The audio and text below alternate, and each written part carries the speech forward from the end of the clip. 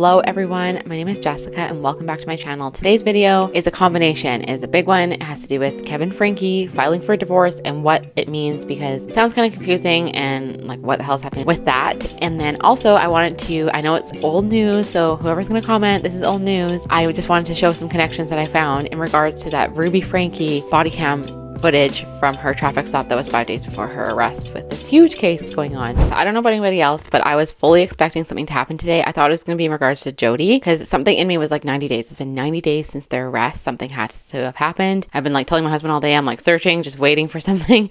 And of course I'm cooking dinner. It's when everything happens and gets exposed. It always happens in the evening, which is very interesting. Has anyone else noticed that? As we have all seen now, Kevin has filed for divorce and for a domestic relations injunction. Today, November 29th, Kevin Franke filed in the state of Utah for divorce, as we understand it. And it was filed actually in the 4th District Court.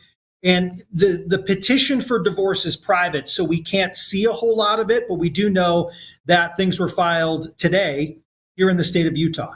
So what the domestic relations injunction covers, I'll just read from the Utah court's website, which it's on Google, but it says it's from the Utah court's website, is that generally an injunction is a court order that requires parties to do something or not do something. The domestic relations injunction tells parties what they may not do while a case is underway. So this obviously has to do with Ruby Franke's current CA charges, right? And as we know from Kevin's lawyer, Randy Kester, he has been very outspoken about Kevin doing everything he possibly can to get custody of his children, because obviously with the children having been malnourished in the state that they were in, it would have had to have taken place for a long period of time, not just a short period of time. So they had to figure out Kevin's possible involvement in this. And I'm not going to, I didn't watch Ace Passengers, okay? I watched Ellie and Jared, like I told you guys before, if anyone's watched my channel. There's a difference. Like, I know everything Kevin did was extremely bad, but there's a massive difference in what he did and what Ruby and Jody did on their own away from Kevin. Well, we don't know for sure if Kevin was involved or not, but obviously if he's found for all this stuff, the assumption would be that he's not involved in the physical torture of his children, right? So he's trying to get them back. So that's what a father should do, whatever it be, that's what a father should be doing. So this is obviously the steps he's taking to do this. If he didn't want his children, he probably wouldn't be filing for something like this. And then the divorce and the domestic relations injunction both have specific things in their particular case. So I think he's trying to distance himself from Ruby in this. I don't necessarily think he actually wants to divorce her, because he was so brainwashed. Like, what made him change his mind, especially because he has not spoken out about his disdain with his wife. He's maybe about her actions. It's been like, he didn't know, blah, blah, blah. But I've not personally seen anything that's been like, Kevin denounces what Ruby has done. He is sickened by what she's done. Unless I've missed it. Like, I have not seen Kevin come out and say something like that. I mean, that should hopefully come out in time, or maybe it came out in child court and we obviously don't, that's all close to the public, so we can't see that. So in regards to the injunction, it says that it covers like abuse and communicating electronically. So they can't be speaking about each other online, is the assumption based on me reading this document. So while it seems like it doesn't give that much information, I feel like it actually tells quite a lot. Here it says on the KUTV website that according to the injunction, the Frankes are barred from engaging in any actions that would disturb the peace or safety of the other. This includes specific bans, like I was saying, on electronic harassment and any form of abuse. And then concerning property. So this is very interesting to me, and this is why I think Kevin did this, is not just because he wanted custody of his children, if he still does, I think it personally has to do with his belongings. So as you may have saw if you've been following the case, Sherry Franke, his daughter, he wanted her charged. He wanted the police to charge her for breaking into their family home because she hadn't been there for a year. He hadn't been there for a year, and she had taken passports and belongings, electronics of his, and he got them back because she showed, I guess, that she wasn't going to keep them. And so she gave it to the police, and the police gave it to him. And then he was obviously upset about it, as would have been seen on the body cam footage that has been shared plenty of times. Go.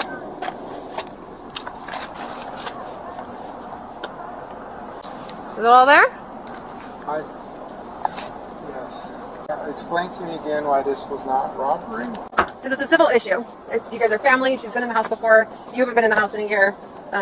She had interest in the items. She didn't take them with the intention to deprive you of them. So that's the theft code. We have to prove intent to deprive you of the items.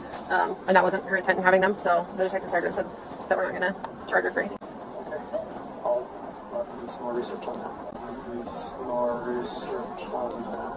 he just looks like there's a skis ball on that, you know? And it's just like, he's so upset that his daughter's not getting charged. And I mean, I get it in the tiny way that it's your personal property, but like, it's your daughter. Like, come on. I mean, I guess if they have like a bad relationship, that would show why, but whatever. So to me, it looks like Kevin loves his belongings more than anything. Like, yes, he loves his family, and yes, he moved out per Jody's instructions. I feel like even though people can get really controlled by Jody, I'm like me and my husband talk about this case obviously a lot because I've been covering this case, is like, he's like, no way in hell would I ever be okay with that. Like, no matter what you would try to do to me, I would fight to have my children. So like, that's what a good dad would do, you know? So anyways, I think Kevin cares a lot about his belongings. So while yes, he's separating from his wife for probably getting custody of his children, what it says here in the article is that the move aims to prevent the dissipation of assets before the equitable distribution in the divorce proceedings.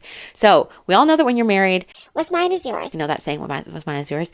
So Ruby, if she has friends or whatever, obviously she has friends and people who are probably just as brainwashed as she is from Jody or whatever it is. I wonder, this is my like speculation, if people have been trying to get into the house to get stuff, you know, because there was that thing that came out and Conspiracy, that channel, she had talked about the breaking into the safe and they needed money for the lawyer and whatever at the very beginning of all this before she even got arrested, I think. I can't remember. Or she was arrested and she got one call and talked to Kevin. I wonder too is that Ruby has friends and she can have people that go into the house, you know, it's her house. She could be like, hey, can you go get this for me, whatever. And maybe Kevin hasn't been there, or maybe if he has been there, he's seen stuff missing, who knows, right? And in order to file for divorce and then have this domestic relations injunction, the things within there, even though what's mine is yours, now because of this thing being filed, she can't just take whatever she wants. They can't just sell the house. She can't just get a real estate agent and sell the house if she felt like it, right? Because if they're married, she could do that. There's a lot you can do if you're married. Now this has been filed through the court system. This is massive in that nothing can happen, no division of assets, nothing. She can't take something, he can't take something without their explicit permission. So I think this, like I'm saying, I'm rambling on now, is that this is actually saying a lot. And I think it's good for Kevin for doing this. I'm not saying he's amazing, so don't hear something I'm not saying, but I think this is actually really amazing that he's done this, because now whatever brainwashing, because you know, you hear about these stories about someone getting brainwashed in a cult and they sell everything, you know. I've even just saw on like my Facebook the other week, someone is like, they're upset because their mom is like brainwashed by this person and left her dad and selling all their stuff. Like something like that can't happen legally. Ruby can't do that. Like obviously she's in jail right now, so she wouldn't be able to do that anyways. But if she had like a friend or something to try to help her out, that can't happen because she'll get legally in trouble, like even more than what she's in trouble now. So this is great news for, you know, Ruby not selling everything off and maybe the kids getting left with nothing, you know. So I think this is really good news. I fear though, like I've said before, Kevin filed for their family vlogging like business again. Like he registered it this time, even though Ruby was registered for all the other times. I fear that if he gets custody of them, will he family vlog them? Like that, it probably has to be something in there, especially with all this child abuse. Like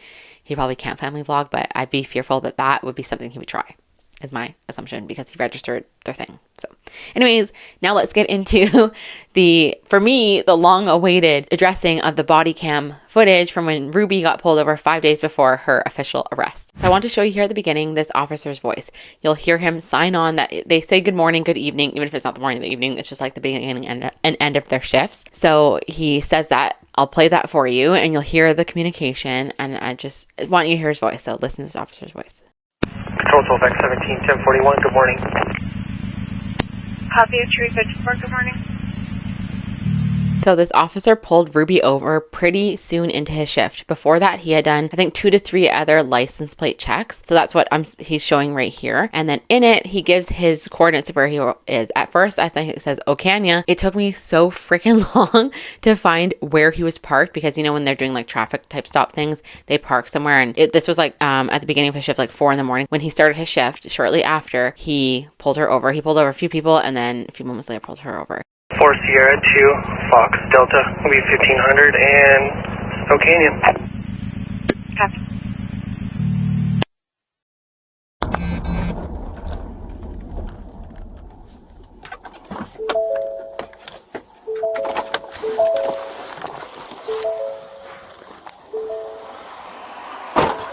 Okay, so here I'm showing you the exact coordinates of where he was parked. Not exact, but like general. And I found a picture which looks very similar to the place where he was parked. And then you can see that she was pulled over 16 15 minutes from Jody's house. And this is at 4 in the morning, the specific time I put somewhere. And then it was almost about 4 hours to drive to Springville. I don't know the exact location where their daughter worked at that Ace Hardware that was mentioned in the body cam footage with Pam. I did write it down somewhere, but I don't think that specifics matter to give out her details like that. It was roughly 4 hours then from a drive from where they were to their Springville home.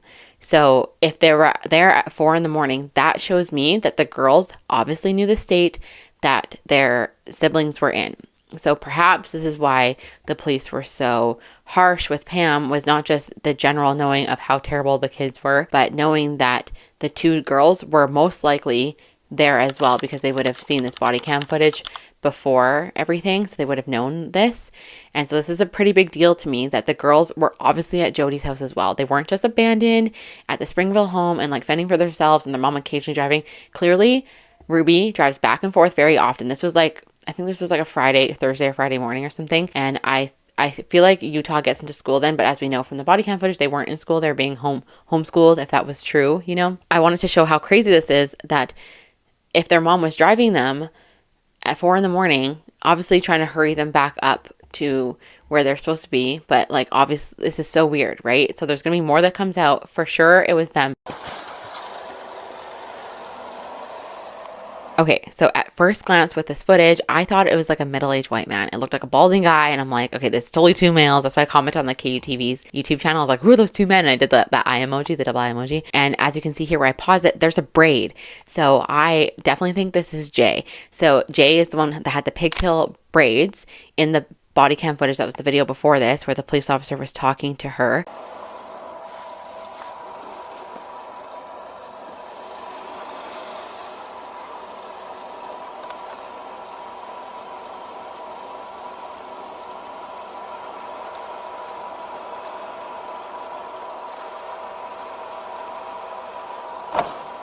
Hello. You know how fast you're going right there? No. And also, if you look at this, you can see that the legs look really long. And the police officer had mentioned, but it had been kind of blocked out, like, hey, I didn't realize you were, this age. You look like so much older because you're so tall. Like, it's not a surprise that you play volleyball. So I found this interesting. And I think my presumption is that it's A in the back seat. There's no reason to block out their faces. Like any other body cam footage I've ever seen, only minors are ever blocked out. At least that's what my remembering of things is. Maybe I'm wrong. Obviously the police officer would have shone his flashlight and been obvious, like these are two young girls. And he brought her ticket down to like 7 miles lower than what she was actually going. So he's going to give some leniency. He sees a mom with 2 young girls driving at 4 in the morning. Like they must be going to sports or something. Maybe he's thinking that, So I think that's the reason why he gave her some leniency, because he saw that she was driving with her 2 daughters. But yeah, this is interesting. And I'll just roll a little bit more of the footage because everyone's probably seen it by now. Okay. Got you going 57 and a 35. I'll be back real quick.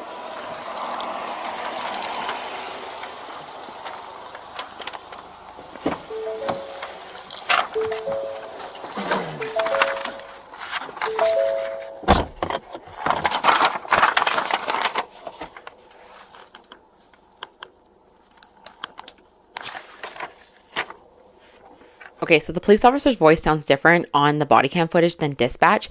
So I'm going to play for you the continuation of the body cam footage of him talking to dispatch, asking for the license check. And then I'm going to play the dispatch audio one that I have, so you can hear the difference in it, because it matters. I want you to hear his voice if you can. As well, I'm going to play right after this, I'm going to play another dispatch audio of another voice. I think, just listen close. I'm going to play them back to back. Control 12X1727 by number. Hi. 162-271-333. Control 12X1727 by number. Hi. 162-271-333. Control 12X17, can I get a confirmation on that house on Wazoo? 10-4. It'll be 1500 and Oak Canyon. Okay, now I know I could totally be reaching, but I think that the police officer who pulled her over for this traffic stop is the same one who was on dispatch asking the other police officers who were searching Jody's house I think he was one of the police officers. The police force isn't that big. Like, I think there's, I don't know how many people, like 20 people I can put on the screen, but like, I didn't count the number, but I can see it very easily. Like, the police force is not very big. And it was only 5 days apart. You know, he probably was on vacation, whatever. I found the guy. He's a newer recruit. I've been listening to Dispatch so much with this case. The octaves sound very similar. Like, there's some other officers who sound lower. The way that his voice kind of goes, okay, like, okay, yeah, with that one, like, I don't know. It sounds like the exact same thing. So to me, I think this is interesting. If you're someone who's been following this case, like, every little detail and every little thing is interesting in my mind. Only because I follow it from the beginning. I'm sure if I didn't follow it from the beginning, I may not think it's that interesting. But what do you guys think? Do you think it sounds like the same voice? I'm sure many people are probably going to think I'm reaching and whatever, but I think it's the same police officer who pulled her over that was also part of the discovery of the panic room at Jody's house. This is crazy to me. This is so interesting. Let me know what you think. I'm not going to play any more of the body cam footage. Okay, so if you want to go watch the body cam footage, go to KUTV's channel. It's pretty boring, as everyone has said, like pointless, blah, blah, blah, whatever. But I did find it very interesting that I found that connection between, at least my personal assumption is that is a connection. And what do you guys think about Kevin filing for divorce and the presumption I have on it about the not being able to have someone come in the house and do whatever? And then, yeah, just let me know what you guys think of this. I am currently editing a video for covering a little bit of the Idaho 4. I'm not going to be covering it long term. I just want to talk about it in the month of December. My plan was to bring it out in the month of December for like Vlogmas topics, because I want to cover topics that are just kind of random that I find interesting to commentate on. I don't know if people are going to like it or not, but I enjoy doing commentary. Thank you to all the new subscribers. I really appreciate you guys. I was planning on doing Vlogmas, like I was going to do maybe like a snark miss or something like that, but it just hasn't worked out, unfortunately, but it is what it is. Yeah, so anyways, I hope wherever you guys are, you're having a fantastic day. Bye, guys.